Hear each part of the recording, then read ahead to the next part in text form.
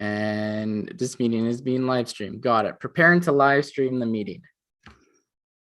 Setting up your meetings for YouTube Live. Done. Redirecting to YouTube. Nice. Are you going to There say you something go. beforehand, or are we doing ritual first and then Nertatus is saying something? Is this the same link as this one? It's this one. This is the one. Yeah, I think it's a different link. We were talking about maybe doing a quick discussion after if we have enough people. Cool. Perfect.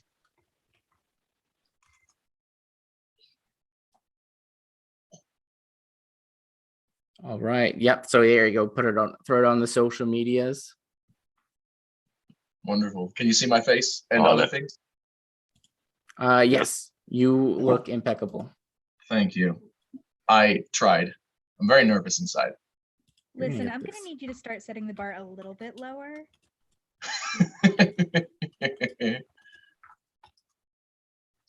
Okay, yes, so thank you everyone for coming in and watching. So this is our first time doing an event like this. So we are learning our tech as we go. So the plan is to increase our production value with every month. And you know, this is, so before anything else, so this is the Atenoux, which means the shining or renewal. And we use this as our, you know, as our full moon celebration that we've started to do as our first monthly one right now. And yeah, as we continue to do them, we're going to be improving the quality and the production value and just other different things that's going to go along with it. But today we have Reno Terrace, who's going to be performing a special ritual for us. How about you explain what you're going to be doing before you start doing it, young man? That sounds lovely, and thanks for the compliment. We're going to be doing an Atenoux today. This is the first one, so we're going to be working very true to basics. We're going off of the formula presented in the book Ancient Fire. Absolutely great read. Little bit of spin on it though from the SR tradition as well, so keep your eyes open for some of that. There's a component later on that's going to involve bestowing blessing upon honored guests and members of the Tota, of the tribe. So that's everyone who's watching this. Even if you're watching this video 4 years from now, feel free. There is a part involving ritual consent though. So I want you to think about making yourself available for the blessing if you want to receive it. And if you do not want to receive it, simply close yourself off from that, and you shouldn't be getting anything that you don't want to get. Other than that, Tota, honored guests, thank you, welcome, and let's get the first Atenoux of the year underway in honor of Brigantia and the other hearth goddesses. Thank you so much.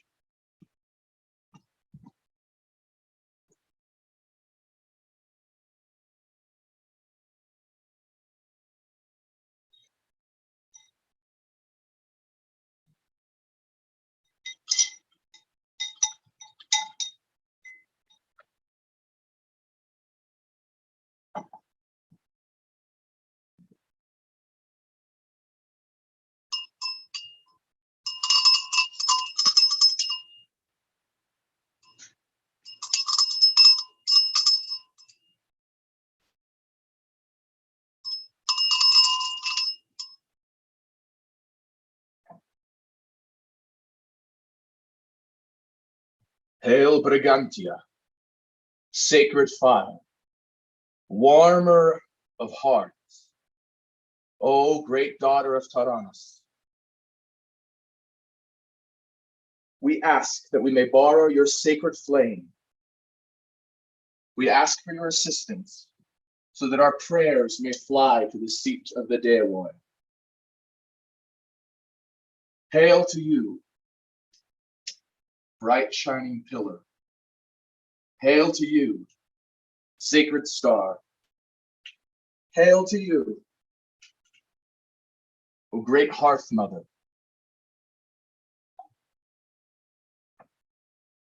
We present to you this offering of ancient Baiju.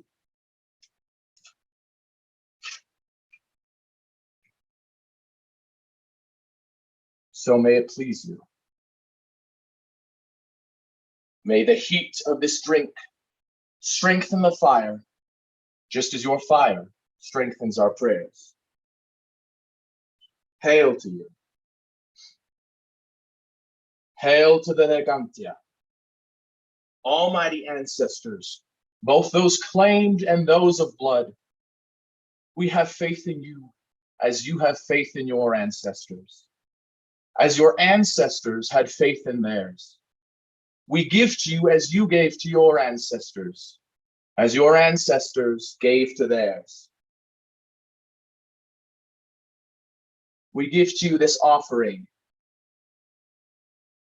of ancient Baiju. So may it please you.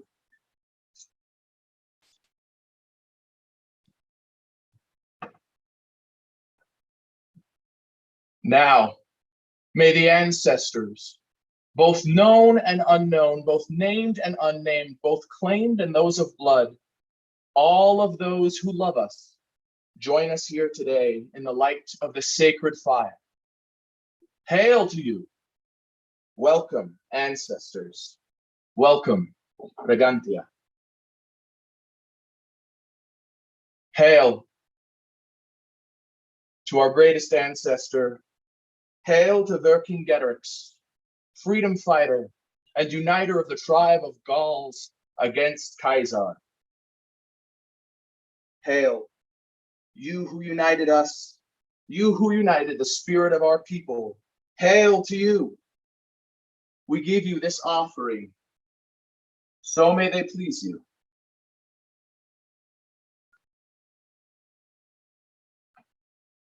May you strengthen our minds, or may you strengthen our resolve. Help us act with compassion and great honor. May you stand with us against overwhelming forces. May our hearts be true. May we act according to the virtues.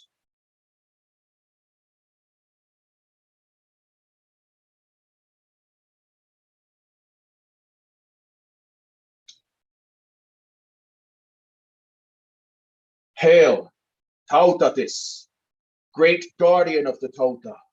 O wolf-cloaked teacher, O broad-chested, strong-armed spear. We thank you for the guidance we've received from you. We thank you for the restoration of this, our Tauta, the people of Gaul.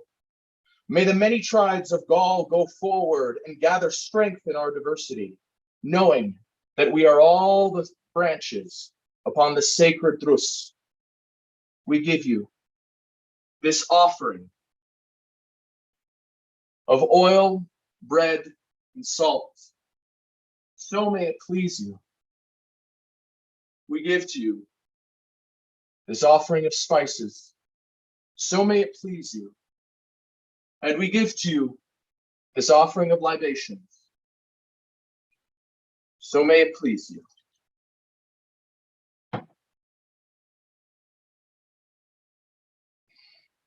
And we have received from you in the past guidance and wisdom. We ask again for you to continue to bestow your guidance, wisdom, and we ask for further protection for things to come. I give to you so that one day you may give to me. Hail to you, great Tautatis. Hail, Brigantia, and all the sisters of fire.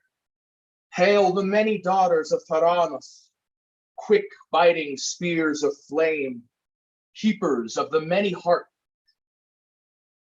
To Brigantia, and all the sisters of the hearth, both named and unnamed, for it is you who keep the flames alit, and you who keep our cauldrons burning. You who carry our prayers to the seat of the Dewa, and for this we are eternally grateful. Hail to you. We give to you this offering of bread, salt, and oil. We give to you this offering of herbs, and we give to you these offerings of libations, so may they please you.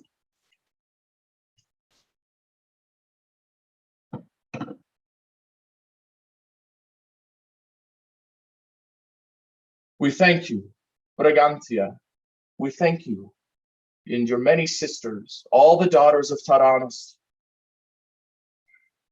May our worship warm you as much as your fire warms us. Hail to you.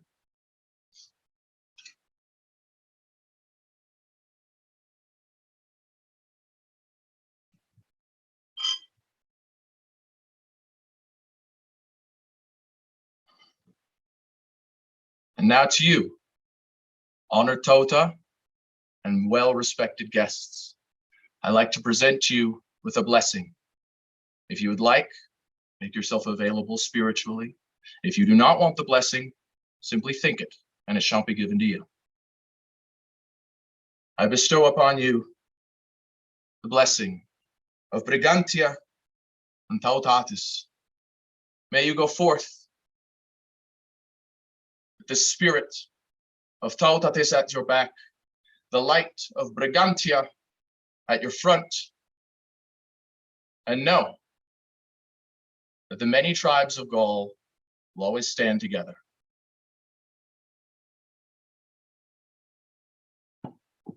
I thank you, Galatis, and honored guests for joining us here tonight.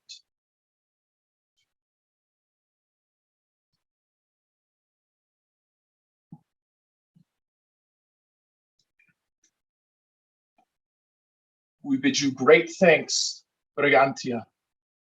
We bid you great thanks, Brigantia. We bid you great thanks, Vercingetorix.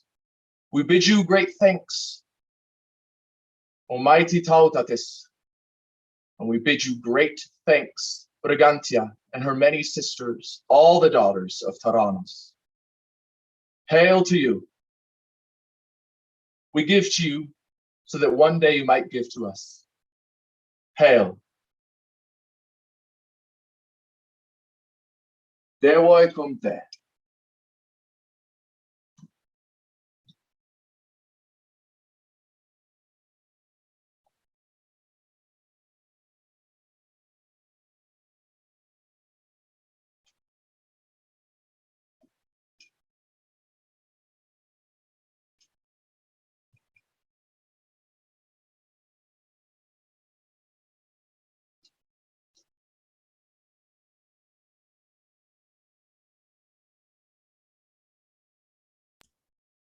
So that was great.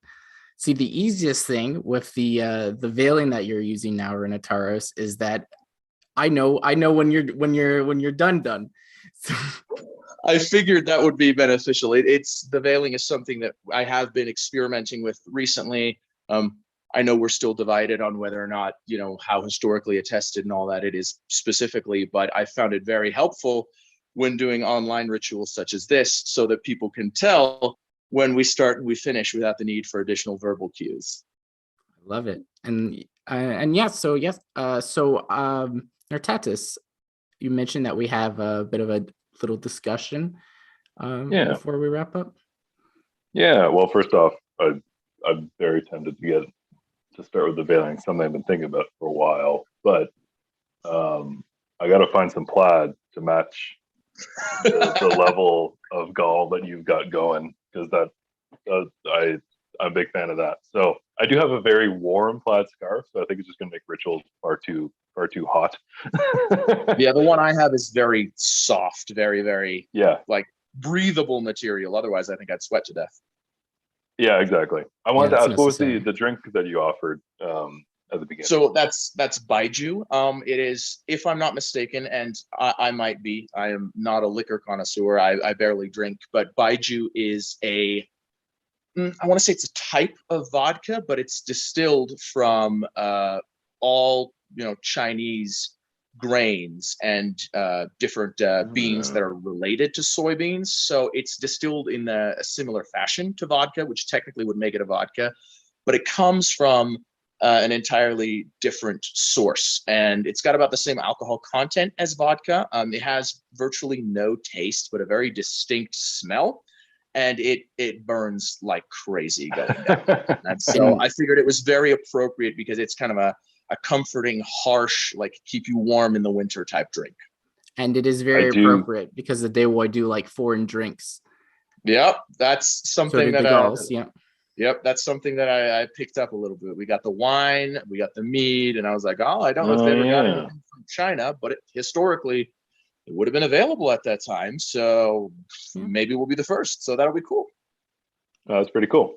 Right on. I do like offering some pretty harsh whiskeys to Brigantia, so I think that I'm fully on board for some. Oh, she can totally the fire drink, yeah. Yeah, exactly. she can be a little feisty. Yeah, definitely. Yeah. I mean, she's fire, so I guess that kind of comes exactly. with the territory. Yeah.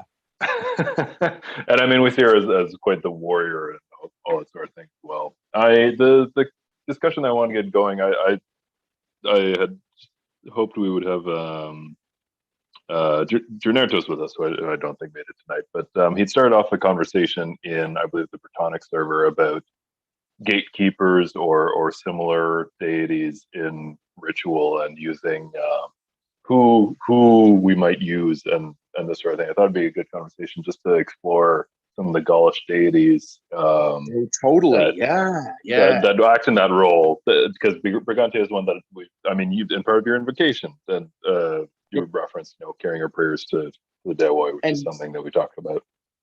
And I know that the idea of fire and hearth goddesses as invocation is a little bit gleamed when we use comparative mythology and restructuring, when we look towards the Hellenists and the Roman polytheists and what they did. I know that we also very much, especially in the Bretonic, what we talked about was the possibility of Cernunnos, which is also, the go-to example suggested in ancient fire, because Cernunnos is, the one thing that we do know about him is that he is incredibly liminal, and as such is a wonderful opener and closer of gates. And one thing that I was thinking about when I wrote this ritual is that it was a little strange to invoke Brigantia both as a gatekeeping deity as well as having her be the guest of honor. But just because you will see very, very commonly, formulaically, Brigantia invoked as a gatekeeping deity, I did want to kind of stay true to that, just so that folks who may not be familiar with the ritual structure or how some Gaulish polytheists do it would have that as an available example. But I think a lot of liminal gods work very well, fire gods, like we just said. And I know in Sepano Roti, which is a Gaulish and Bretonic tradition, and I know that very, very commonly used there, which is something that we talked about a few times, is rivers as well, because rivers are very, very liminal, especially with the carrying to and from the underworld in a lot of neighboring mythology. Those are phenomenal for carrying things here or there too. So, and I'd go so far to say, at least for me personally, and this is, not a blanket endorsement of anything, but for me personally, that a lot of gods that have that liminal quality would be great. I mean, even if it's not common, I think gods like Arita would be phenomenal because, her whole cave mother aspect carries her in and out of the earth. So despite the fact that that may not be an overwhelming quality of her, she would be fantastic for that kind of job, just because she has, a paw in both worlds. Yeah, right on. It's I think kind of the takeaway is that each Dewoi has individual properties or personality traits or things that they deal with that we can invoke for, depending on our relationship with them, in terms of where they can help us, and if having a strong connection to one can help us try to establish a connection with another. Of course, river gods, you have a strong connection there. Oh yeah, totally. And as far as invoking Brigantia at the beginning, you also invoked the ancestors, which I think are a great. When I invoke the ancestors in my daily ritual, I tend to thank ancestors of spirit for my connection to the Dewoi, essentially. Yep. I think that's part of it. That's part of yeah. And I mentioned they are part of that. I mentioned that there was a Sapano Roti influence a little bit, and that's actually exactly that. It's primarily invoking the ancestors and also the raising of the wheel, which I don't know if that got caught on camera really well. Oh, But I those saw two it. things, those two things I carried on in there because it's absolutely wonderful. I mean, in my everyday rituals consist of a medium one for the house spirit, a very long one for the ancestors, and then just a general thank you very much for the Dewoy. And most of the time it's the focus is on the ancestors in a daily capacity. And I agree, especially with a lot of the ancestors, just the nature of being ancestors having passed away, they are exactly in the right place to open that door for us. Yeah. Exactly. You don't want to be bothering the gods all the time, Yeah. Yeah, there's got to be an introverted god out there somewhere. Positive. Yeah. Have you heard of our Lord and Savior Uranus Pater? Yeah, that's a lot of mellow energy over there. Oh yeah, that's fair. That's fair. Yeah. Well, and we've talked about I forget where we're talking about, but Lucas's kind of maybe it was with you, Artua. Lucas kind of coming and going in our lives and the connections. But I mean, as a traveler, it makes so much sense that he'd be here only now and then, and I'm sure always for the people who have a strong relationship. But it's something that as a new polytheist I've had to get used to, the idea of trying to build that relationship. I know that how long have you, was this one of your first rituals to Brigantia, or have you had a few? No, I before? have well, to Brigantia specifically, yes. I only honored her on US Brigantia like last year, I think, but I don't even know if I formally did it for the holiday because it wasn't like solidified or anything yet. Because I'd never gone by the BNG holiday. I did Yamalitos with them last year, but I'd never gone by their calendar beforehand. And so I did a Brigantia ritual around this time last year, but that's pretty much it. My personal hearth deity is Anexlamara. She's a Helvetian fire goddess, or at least from what we can glean from reconstructions. And she's the great protector. And so, and then, like I said, she's, another daughter of Taranis, albeit a far less known one. And she's normally my go-to lady. But I figured today, for the sake of, just exposing people that may not know, I thought introduce them to the most famous one of the sisters. Yeah, right on. So the for anyone who isn't familiar with Sapano Roti, and this isn't even something that we've necessarily talked about at length in Sapano Roti since we've launched the site, but we see Brigantia as a daughter of Taranis, as is mentioned in Ancient Fire. We also see other similar goddesses, each having their own personality and each having their own role, but as being protective fire goddesses, as being in similar roles, and we try to worship them in similar ways. And even if your UPG doesn't line up with that, if you're like, no, I don't actually think, I want to think of the Sisters of Fire more as like an all-female war band of fire goddesses. So even if you don't want to have the actual relationship in there, if that doesn't line up for the way you think of it, you can always view it as, that they're sisters through trade and profession and mutual passion for the things they do. Absolutely. Yep. And as a bit of a info drop as regards to that, what we're going to be trying to do with the full moon rituals as well is like try to have different influences from different ritual styles from across the Gaulish sphere. So it's, so people can, get into and get introduced to different styles that different Gaulish polytheists are using. Yep, exactly. Yeah. So this one you saw pretty close to the formula present in Ancient Fire, a little less Gaulish in there because I wanted to keep it more beginner friendly. You may see some rituals entirely in Gaulish. You may see some in an open air environment. The goal is to do kind of a showcase and also bring in people from the surrounding community. So, if you're a Gaulish polytheist and you're watching this and you're like, hey, I do things a little bit different, I would absolutely love to demonstrate how I do it, then great, get in contact and we'll see, because that'll be amazing. Gaul has always been fiercely independent and very tribal, but it's about celebrating the things that connect us instead of focusing on the small differences in theology or personal interpretation of things. I mean, it's similar to other larger polytheistic communities, and focusing on what brings people together instead of slight differences that we have is going to be a way for us to celebrate and take joy in our spirituality. Excellent. I think it's a great message. Absolutely. I think we're getting around the time that we were hoping the length of this Atenoux would be. So I think it's a good point to start closing it out. So thank you so much for everyone who stopped by. We're going to be working on these, making them a little bit better quality as we go, improving that production value, adding a little bit extra, flavors and different interesting things for people to come back to every month, because we want this to be an ongoing thing that, that Gaulish polytheists look forward to every month.